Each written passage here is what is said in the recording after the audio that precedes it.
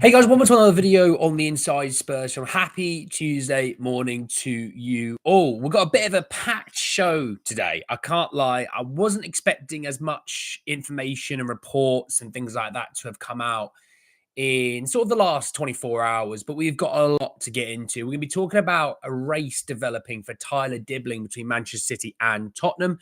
We're going to be talking about Alejo Veliz and potentially a permanent departure next season or summer. We're going to be talking about Jarrad Branthwaite, Noni Madueke. There's so much to get into today. I don't really truly understand it as such, but there is absolutely so much to get into. So we will get in there and talk about it. Morning Spurs, Sonia, Steve, Hawkeye, Callum, Jake Coward. Yeah, I still need a shave. I know. Don't worry. We'll get there in the end. But let's jump in and talk. And let's start with Tyler Dibling, the Southampton startler. So Florian Plettenberg, and you're probably thinking that's an odd one to be talking on this. Just listen out for the second bit. He says he understands that Manchester City and Tottenham are currently the two Premier League clubs showing the most concrete interest in Tyler Dibling. Here's the key bit, hence why he's in the know. From the Bundesliga, RB Leipzig are still pushing for the 19-year-old, and they have a chance. Max Abel and Christoph Freund have hold a very positive opinion of Dibling and are also keeping an eye on him. However, FC Bayern have yet to make contact with the players' camp. So what we're talking about is the Bundesliga's clubs of Leipzig and of Bayern. And what we're looking to in terms of the Premier League is Manchester City and Tottenham. So he has a very, very robust market at the moment. Now, obviously, things can change between here and the end of the season. You know, he could go on an absolute stormer. He could stink up the gaff and somewhere in between. My genuine opinion of a Tyler Dibling is I don't mind the move, but I also have of the mindset, are you bringing in ready to go players right now? And I see some people saying he is ready to go. He can start right away. He can be your right winger. And then I get some people kind of going, well, you know, he's another teenager who legally can only just about buy a drink in the pub, you know, and we could do some guys that, you know, their age starts at the least a 2, you know, and I do get that to a degree. I think him playing as many minutes as he would have this season across all the competitions that he's played in, and obviously between now and the end of the season, he's probably going to play in some more. That development and that game time is invaluable going forwards. I think also right wing is a position of interest for us. It's a position that we need to work on, regardless of who the manager is. I think the right wing is definitely something we need to work on now because when Johnson's grand and great, he scores goals, right? We all understand that. Even the most hateful of people towards Johnson knows, okay, he can score some goals. But when he's not at it and he's not having a great game, who have you got there? And I think a lot of times, obviously, Kulusevski might be that guy, but you know, Kulusevski this season, obviously having had such a good season for us, centrally is more impactful, right? So then what have you got out on the right wing? Well, we tried out Odebear and that looked pretty solid. Obviously on international duty for French under-21s, Tell and Odebear have had a really promising 2-week period, we'll call it. I still think we need to add to the right wing. I don't know.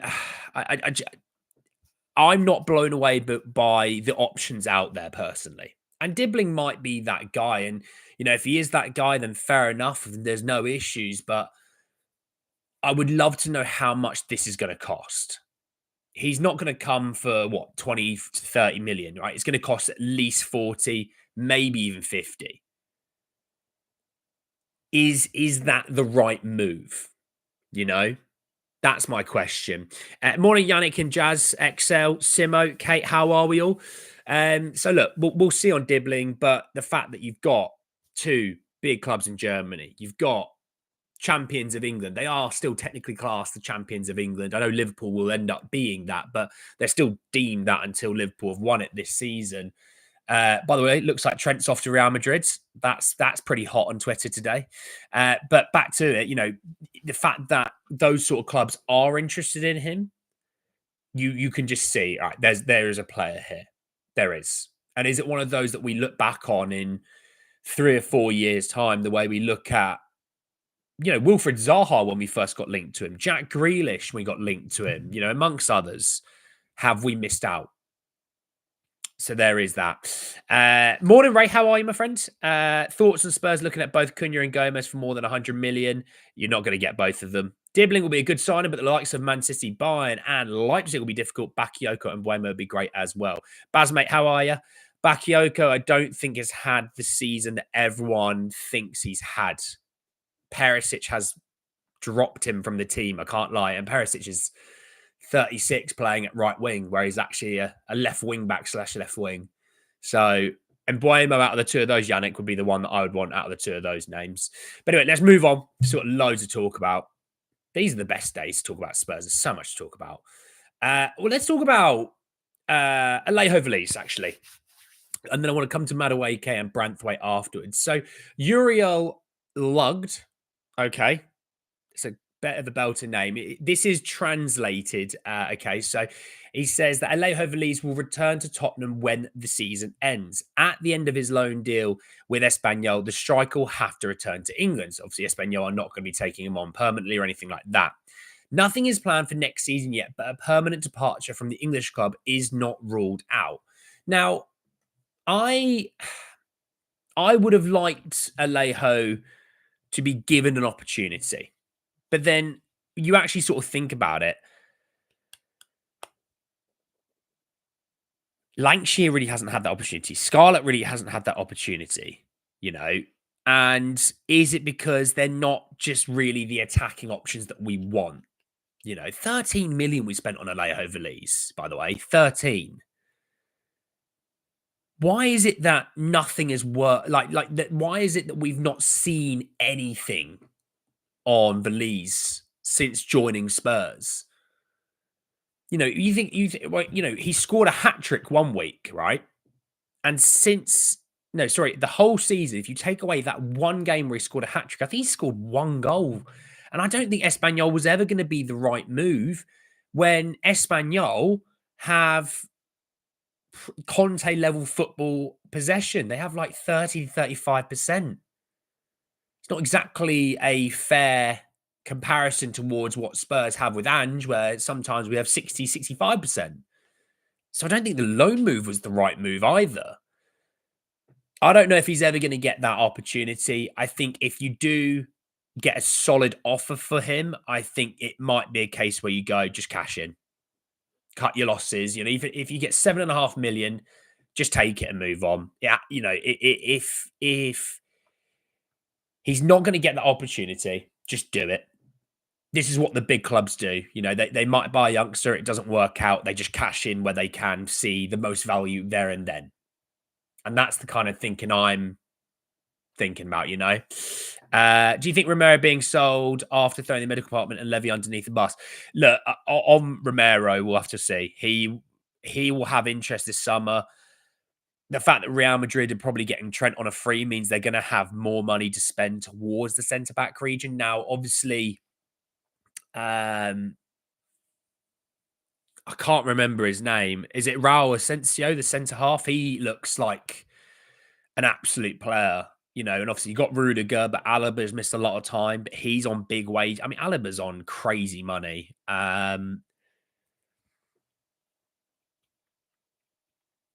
You still got Eder Militao. I don't know what they'll do at centre-back Real Madrid. I don't. But if they want him, they have to spend the big money. He's got 2 years left on his contract. He won't be going for like 50 to 60 million. He's going for way more than that. So it depends if they want to do that. They don't really like to deal with Daniel Levy. I don't think anyone truly does. I think he's a guy that goes, he's worth 15 million. Okay, 15, 1-5. They go, yeah. He goes, okay. Daniel Levy goes, all right, I want 900 million, basically. He always overestimates every single move and every single valuation. That's why teams don't want to deal with him, in or out, So I've got a weird feeling they'll come in for him. But you think about last summer, Spurs wanted about 150 millions. There's no way they're going to drop that valuation by half. They'll drop that obviously by a bit, but they're not dropping it by half. So you have to see on him. Don't we still need a left centre back? Mate, we still need a lot. You know what I mean? Are we looking at any left backs? Not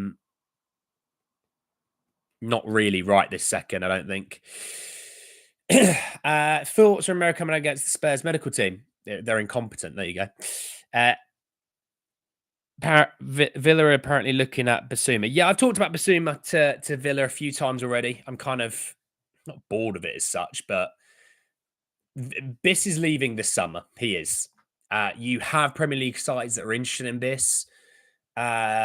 You will have teams in France that like Biss. It wouldn't shock me if the Bundesliga are in there as well with him. So, yeah, he will be gone this summer. I think if Spurs, look, if Spurs got 20 million, you're glad. He's in his late 20s, 1 year left on his deal. But I think about 15 million is about right for Biss, to be honest. Knowing Spurs will try to keep Romero and then we'll get a couple more injuries and sell him 6 months before the end of the contract for 15 mil. But look, we'll see about that side of things. Right, moving on. Still got so much more to talk about. Let's jump over to a Jarrad Branthwaite bit of news. So Sky Sports News came out yesterday saying that Jarrad Branthwaite is expected to further consider his England future after being left out of the first England squad. Liverpool, Manchester City and Spurs are among those who have tracked him this season. Man United remain keen. Well, look, he's an Everton player. Rule out Liverpool off the bat. He's not Liverpool. Everton won't sell to Liverpool. Not one of their best players. Not selling to Liverpool. Manchester City this season at centre-back, I think, have been underwhelming. Is probably a nice way to say it. Man United obviously wanted him last season, but Everton quoted 75 million for him, and they weren't going near that. That's a point. Quick look at Jarrad Branthwaite and his contract. Bear with me just 1 second. So it expires in 2027 with an option for a further year. So basically it's 2028 his contract expires. So in that regard, you've got a player that's got 3 years left on his contract. They wanted 75 million last summer. They're probably going to want something between 60 and 70 this summer, if I'm honest. Maybe even still 75 million. If that's the case, you're not going to get Spurs in there at all. Spurs would probably sign him for about 50. You're not going to sign him for 50. You can tell Spurs have a mindset towards their centre-back area. And there is a question to say, is this a club trying to add a centre-back to their centre-back room? And, leaving it as it is. Obviously, Radu's injury, I think, probably speeds up the idea that we need to bring a centre-back in, potentially. Or is it the Romero replacement?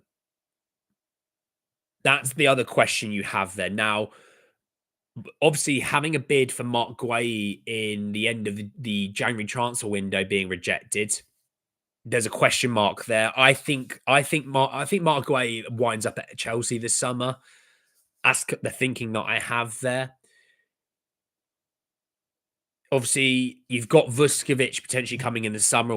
He is obviously going to be 18, so let's see how we go there. We need to be patient with him. Let's not run him into the ground straight away. We need to build him up slowly. I'm really perplexed by it because of all the names we've been linked to, centre-back wise, and you have the centre-backs that are at the club right now, Romero is hands down the best. He is a tier above all of those players, right? Now, durability is a question mark. I get that. I'm not denying that. But the idea is, with Romero, don't play him 3 times a week. Or, you play him when you need him most. And the idea is then be able to rotate. And, maybe Kevin Danso becomes that guy. We haven't really seen enough of Big Kev to give him a fair shot. So, let's just take a time out on saying he's good, bad, or anything between. Let's give him a chance. Obviously, he should be back after the international break. Spurs don't play for another 10 days or so. I don't know, something like that. They don't play till like the 3rd of April. So we still got a while away till we play against Chelsea. And then obviously after that, it's like every 3 days with Europa League coming along. Mark Guay being the bid there, that was, in my genuine opinion, when it comes to Mark Guay, I very much think that was if we try now and get him, great. But if we leave it till the summer, we don't have the confidence that we can get him with, Chelsea lurking and, Man City. It wouldn't shock me if Man City maybe lurked. Who else? Liverpool, yeah, Liverpool could be there. So, with all those things being in there, that's why they went for Guay in January. Now, with Branthwaite, obviously, he is definitely a left centre back, left footer. That is obviously very much something that all clubs quite like at left centre back. The only question mark I would have, and this is where I pause for a second. Let's say they don't go Guay, they go and Mark Guay plays left centre back for Crystal Palace anyway. But let's say they went for Branthwaite, and we did. I very much think that makes Mickey van der Ven a part-time left back because I don't think they go for a left back as well. We can't have like 50 players in a squad. We can't. So I think that would make Mickey van der Ven a part-time left back. You obviously then factor in Jed Spence and, the other players that can play there, but that's just my thinking at least. We'll sort of see on that one. Romero will only play once a week next season if he stays, as we won't have European football anyway. Oh, we're not getting any European football next season. Ooh, we have a future teller. Rob is a future. Rob, lottery numbers. I need him. I fancy a holiday. Branthwaite is left footed. It's a backup to Van der Ven. If Romero goes to get a new right foot centre back, well, look, Dragic is a medical marvel apparently, but even then you would think earliest you'd have him back is the autumn of next season. So it's still going to be another sort of 6-7 months at least, right? Danso, there looks like there's some ability there, but again, he's still very new. Let's, bring him along slowly in terms of our own mindset. If Romero was to leave, I do not want to see Spurs spend 15 million on a centre back. You go and buy a ready to go top class centre back. If you're losing, near world class potential centre back, you need to get at least the tier below. I don't want to see Spurs spend 25 million on a guy who's a few tiers below. No, you go get someone that's at least comparable. That unless you are very much just signing the sort of piece of paper that says we're phoning it in at centre back. We don't believe we can get a good centre back for, and well, actually, you can get a good centre back. You need to spend money. Don't want to do that. Issue, So there you have it. Anyway, moving on. We still got so much more to talk about. By the way, I'm going to put something on the post page of the channel surrounding the most minutes given to under 21 players this season, because apparently Ange doesn't play any youth players. Just to give you a heads up, Spurs are 9th in all of Europe. They're ahead of Chelsea, Man United, Man City, Real Madrid. They're only just behind. Actually, well, we're in the top 10, quite nicely and comfortably. So, if you are one of those people that says Ange doesn't give youth a chance, I'm going to be showing you something where you're factually incorrect. So there you go. Can't share the little numbers. Don't want to split the jackpot. You son of a gun. Well, Rob, at least buy me a beer. How about that? I just want one beer. All right. A Guinness, preferably. All right. Talking about Guinness at 25 to 12 on a Tuesday morning. Some people might call that a problem. I just call that a good time. If Spurs should get Axel Disasi. No, not Axel Disasi, mate. No. We've been linked to better centre backs than Axel Disasi, and he doesn't want to be here anyway. So 2 + 2. Let's talk about Noni Madueke. Now, look, Noni Madueke, former Spurs boy. Okay, he is. Now, when I talked about how, hey, on the right wing, I feel like we need to add someone in there to help this group. Well, we've been linked with Dibling. We've been linked to Mbeumo. We've been linked in the past to Bakayoko and stuff like that. But you name it, we've been linked to quite a few different wingers. Okay. Could even throw in Colomwani in there. So we linked to quite a few. That's triggered a few PTSDs from January, hasn't it? Early January, we're getting Colomwani mid-January. He's going to Juventus, who just sacked their manager, by the way. Absolute crapshoot of a club, but just saying.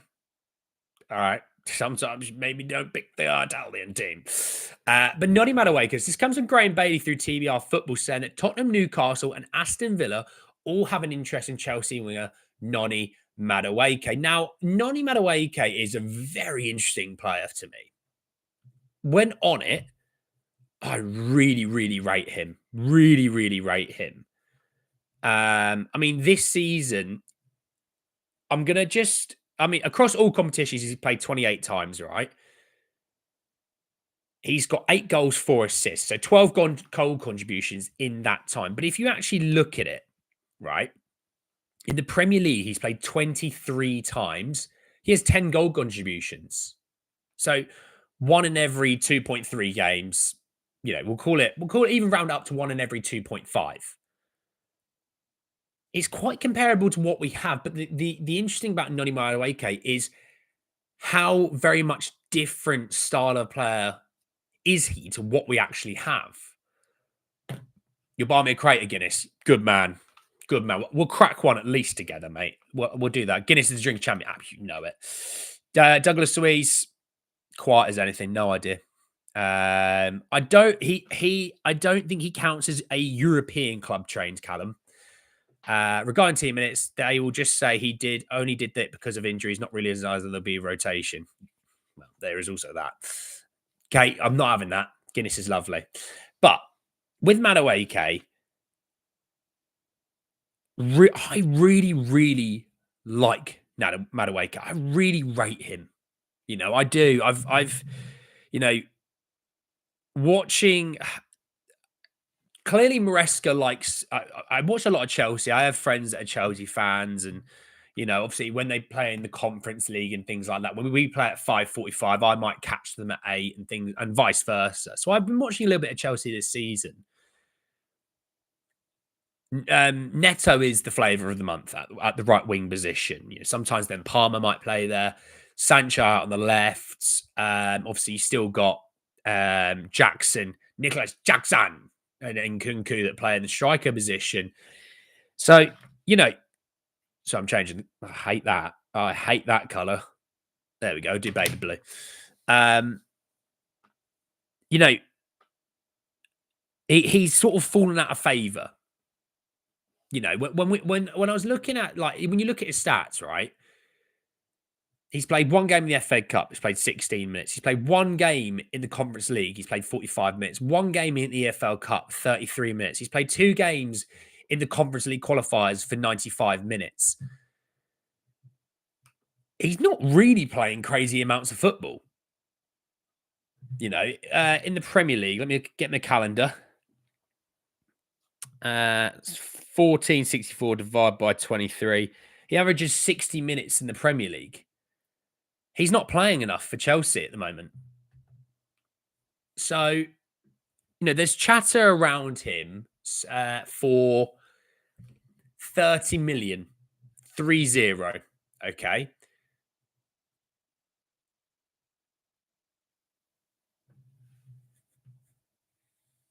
I mean, I forgot about this. He was told, right? This is great, right? There's more in this story. He was told at the start of the season that he was playing for his Chelsea future alongside Nkunku and Mudryk. Mudryk obviously suspended through a failed drugs test, and Nkunku looks like he's leaving in the summer. And it says, now Chelsea are prepared to let Madueke leave, and Tottenham are one of the sides who admire the winger's skill set. He's 5 times capped by England, to be fair, as well. Graham Bailey goes on to put that, understand that Chelsea have become increasingly frustrated with the forward. It's understood that Madueke is now one of a number of players who Chelsea were allowed to move on in the summer. Newcastle United held talks with Chelsea last summer over potential deals, and one of those was for Madueke. The interest still remains, but they're not alone. Villa and Spurs also appreciate him. I get where because I can't remember who it was, but I did get someone say, look at how it ended with Madueke, right? You also got to remember that was a very different Tottenham regime. That was a while ago. He's been gone a long time now. I think it's 2018 that he left or something like that. It's been gone a long time. I could see it happening potentially, yeah. You know, um, but we'll sort of say. Joshua Howie, my friend, just seen Romero linked to Atletico Madrid. He'd be a perfect fit for them if he left. They've got to spend the money on him, and I don't know if they will. Would be interested in the amount of minutes to youngsters from the academy and not just ones we paid money for. I don't have. I only have. Um, what is the word? Oh, you'll see it. What I mean, I've got that, and that's all I've got. I didn't do the research for it. Thank God we didn't sign Neto. Chelsea's been crap. They're falling off. Sancho's crap. Chelsea friends, very grown up of you. Will you watch our away game with them? Um,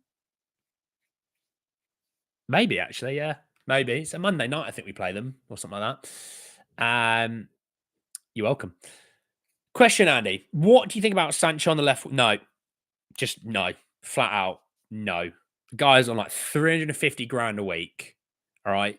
Chelsea are going to spend money. He's on loan. He's not even a Chelsea player. Chelsea are going to spend money to not have him next season.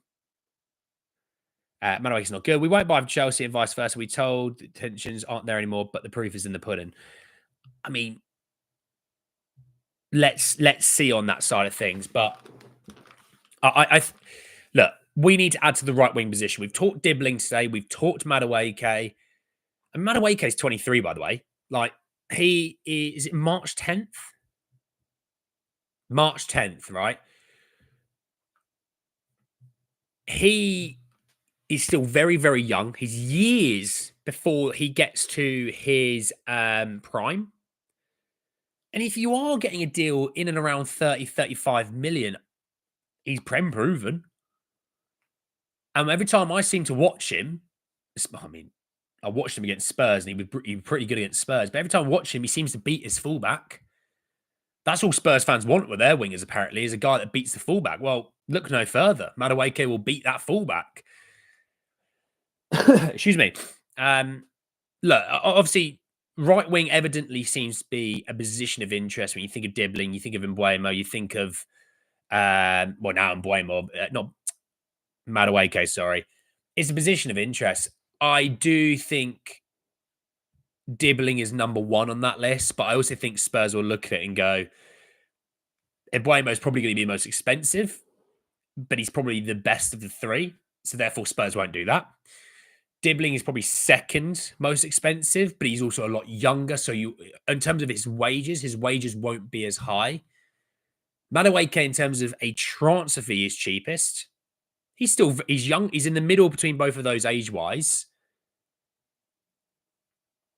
But wages, he'd be more expensive than Dibling. And that's what that's what is the key thing here. Spurs will go for a right winger, but you can never see the style. They're all right wingers with a left foot. There's something there. Okay.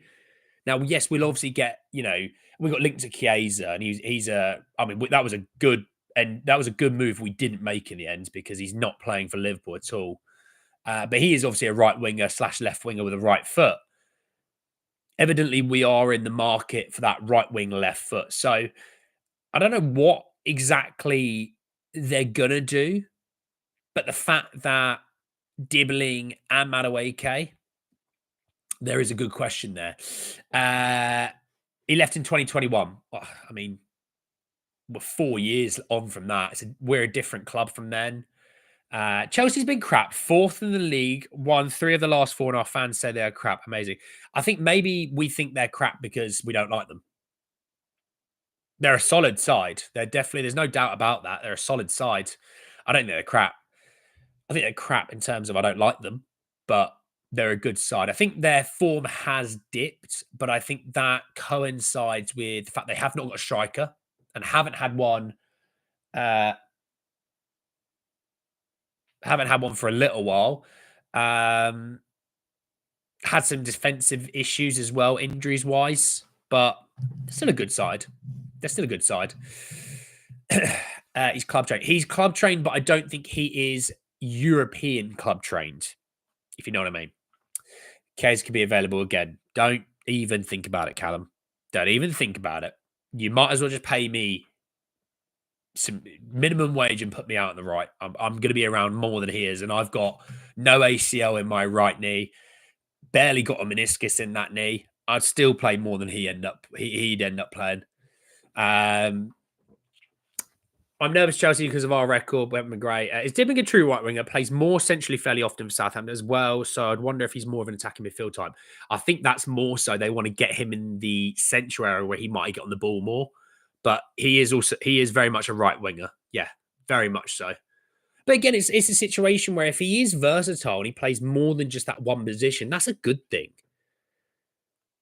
You know, I think that's the thing with Kulu. Kulu can play central and he can play on the right. No issues with that. It means in game you can you can change things. Things can happen off the cuff that maybe the manager's not in control of. Because sometimes you say to players, look, if you find that you're in if you move 10 yards further that way and you've got tons more space, then do it. I'd rather you have that space. So with Kulu, that makes a ton of sense. But I think when I talk about players leaving right from the midfield area, I talk about Bassoum and I've talked about Bentancur. My attitude is always I'm factoring Kulusevski in as a midfielder. Okay. I factor Graham Bergvall in the same realm.